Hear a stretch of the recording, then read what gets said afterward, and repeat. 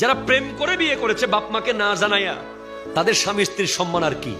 সম্মান তো বিয়ের আগে হারাই ফেলাইছে। ঠিক কিনা কথা জোরে বলেন না?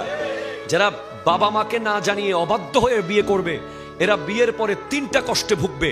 তার মধ্যে 1 নম্বর কষ্ট হচ্ছে বিবি তাকে সম্মান কোনোদিন করবে না, কারণ সে 5 বছর আগাগোড়া পড়ে ফেলছে বিয়ের আগে। 2, বাচ্চারা বড় হলে ভবিষ্যতে পৃথিবীর মানুষ তাকে ইনসাল্ট করবে, তোর বাপ মা তো ওইভাবে বিয়ে করছিল। ঠিক কিনা বলেন না?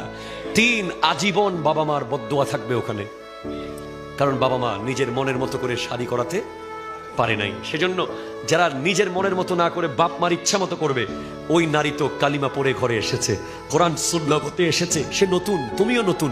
এই নতুনত্বর মধ্যে বরকত দিয়েছেন আল্লাহ। প্রথম যেদিন দেখা হচ্ছে সেই দিনের এটা প্রথম দেখা। আগে যেটা দেখা হয়েছিল প্রেম করে যার সাথে বিয়ে করেছো, তার সাথে প্রথম দেখা হয়েছে জেনা ব্যভিচারের মাধ্যমে, হয়তো চোখের জেনা, অথবা কলবের জেনা, অথবা মুখের জেনা। ঠিক কিনা কথা বলেন না?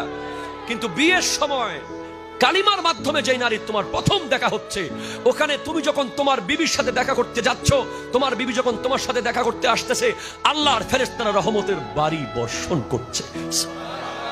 পৃথিবী খুশি হয়ে গেছে, একটা বৈধ আল্লাহ ওয়ালা নেককার সম্পর্ক তৈরি হচ্ছে।